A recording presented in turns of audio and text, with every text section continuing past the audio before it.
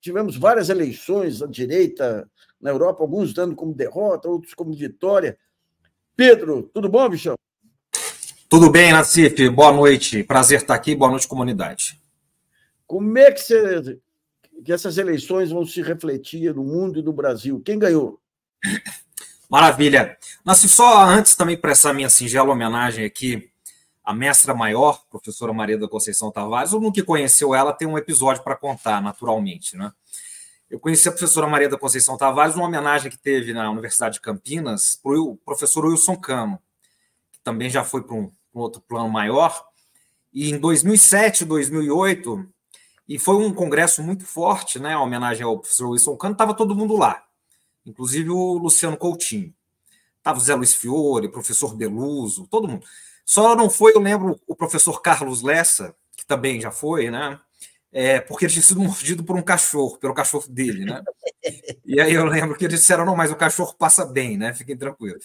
E foi uma grande homenagem, né? E aí eu tive oportunidade com alguns alunos, ela, todo mundo sabe, né? Fumava bastante, né? Ela saiu para fumar um cigarro, e a gente cercou ela ali, sempre tem meia dúzia de alunos mais curiosos, né?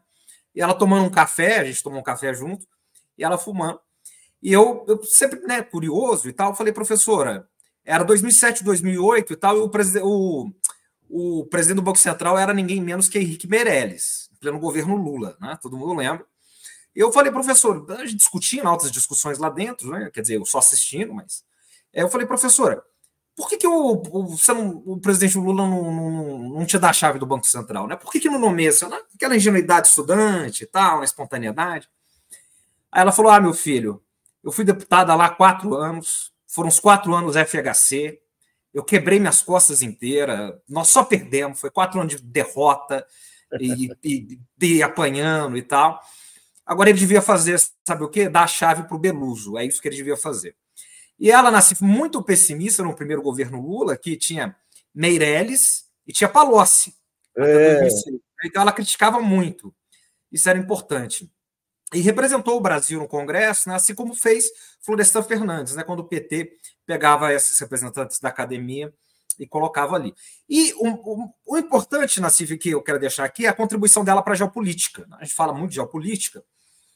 No meu livro aqui eu discuto bastante, o texto dela, um texto seminal, o professor Luiz Fiore chama de seminal, porque é um texto que praticamente dá origem ao programa de pós-graduação de Política Internacional do Instituto da UFRJ, né? O Instituto de Política Internacional da UFRJ, que é a retomada da hegemonia americana.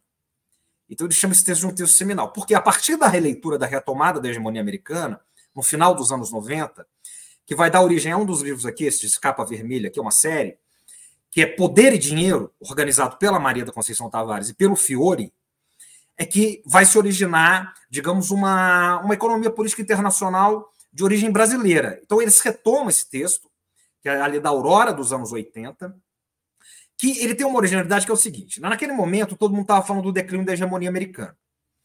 Final dos anos 70 e começo dos anos 80, porque, segundo o choque do petróleo, 73, depois 79, fim de Bretton Woods, 71, 73, derrota no Vietnã, depois ocupação soviética do Afeganistão, em 79, e a Maria da Conceição Tavares fala, vamos devagar com a louça.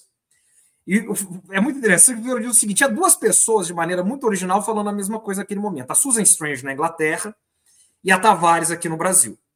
Dizendo, não há declínio. A retomada era outro momento, não é igual hoje, enfim. Era outra coisa, mas ele diz, a retomada, por causa da diplomacia do dólar forte, do Paul Volcker. Em 79, você até escreveu um texto sobre isso agora, em 79, e depois em 82, sobretudo até 81, no governo Reagan. Então ela foi muito, porque ela estava na tendência contrária, né, desafiando o pensamento dominante, como ela fazia a vida inteira, como ela fez a vida inteira, de maneira muito persistente e muito contundente. Então essa é uma grande contribuição. Ela sai do plano, digamos, dos economistas comum e traz a questão da geopolítica, né? Mais do que da economia política internacional, mas da geopolítica mesmo.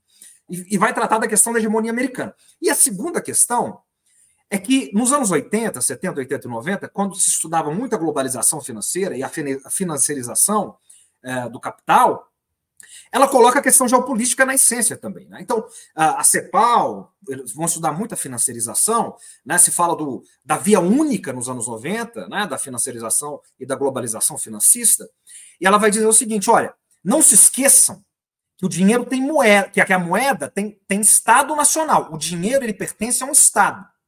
Então se fala de financiarização e globalização como se fosse algo solto, como se fosse quase que um dado da natureza, e não é assim.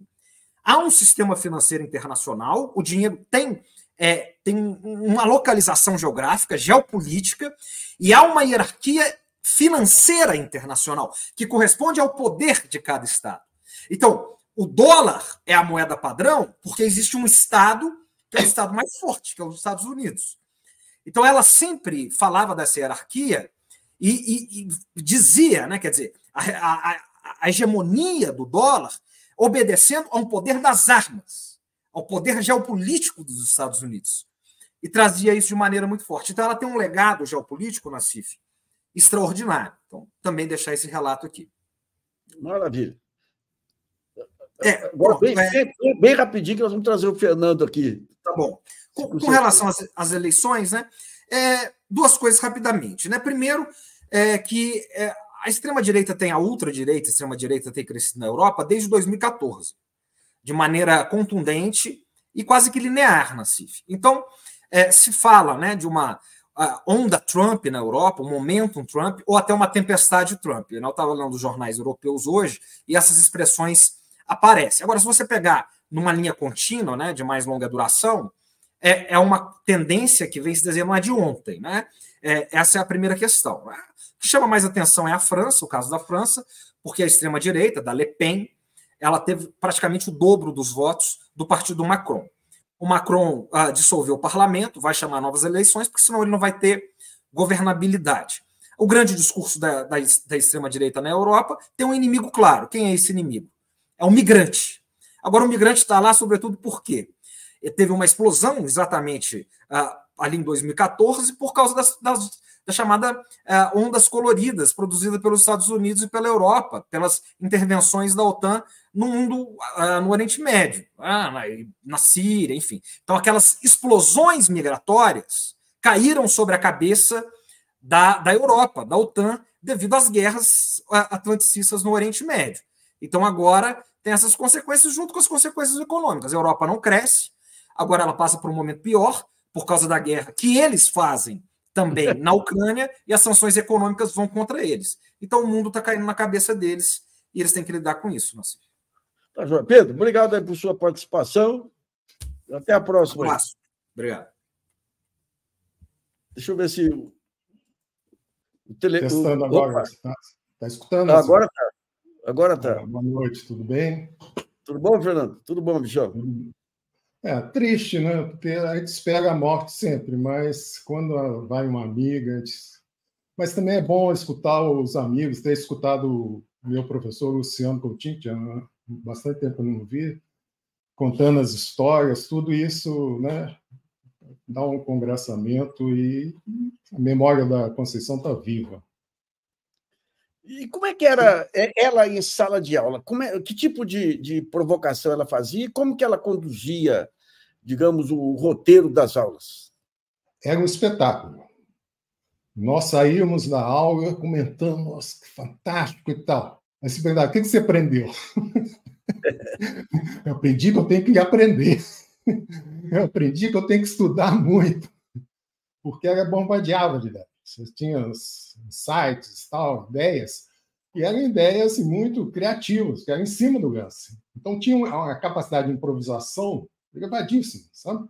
Aí não era o roteiro. Imagina agora, no tempo assim, do PowerPoint, não tinha a menor possibilidade. Era, riscava o quadro, a lousa, né, como ela falava, e tinha o sotaque ainda, não.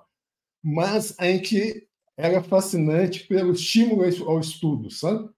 E questionamento e tudo era muito vivo. Eu acho rico nessa minha experiência de sala de aula, foi o primeiro seminário. Primeiro seminário, nós éramos da segunda turma mestrado lá, né? Todo mundo de fora, de Campinas, veio então, entusiasmado, e um grupo apresenta um texto mimeografado e põe o título da tese dela de livre docência da época. acumulação de capital, indústria e tal. Aí pegou o calhamaço, aí fez assim, ó, passou página a página, conseguiu rasgar aquilo e jogar no lixo. Passou 4 horas xingando, mas não foi xingando o grupo que tinha feito o mimeógrafo, nem tinha visto o trabalho deles, era outro grupo. Xingou a turma toda. Sabe? Eu não tinha essa coisa assim de particularizar. Ah, vocês não sabem nada. Para resumir, desculpe a palavra, mas estou citando entre aspas. Não quer saber desse marxismo de merda. Amanhã eu não vou voltar para o Rio. Amanhã cedo eu quero essa lousa cheia de números, de estatística. Vocês não vão abrir a boca se não apresentar estatística para falar. E aí eu aprendi uma lição que eu compro até hoje, você já deve ter percebido, que é o seguinte, depois, né, já no privado, vai falar, Fernando, nunca diga nada sem mostrar evidência empírica, porque senão vão te acusar de ideologia, não vão descartar. Agora, se você apresenta números oficiais, tanto que eu adoro relatório de pesquisa, se apresenta números especiais, se a pessoa discordar, ela vai criticar, vai brigar com os números, né? Vai respeitar o número. Mas foi uma das grandes lições que eu aprendi, porque antes eu saltava, estava lendo o texto, vinha a tabela, eu achava ótimo, saltava aquilo e ia lá, o cara está falando o que está escrito na tabela. Mas foi uma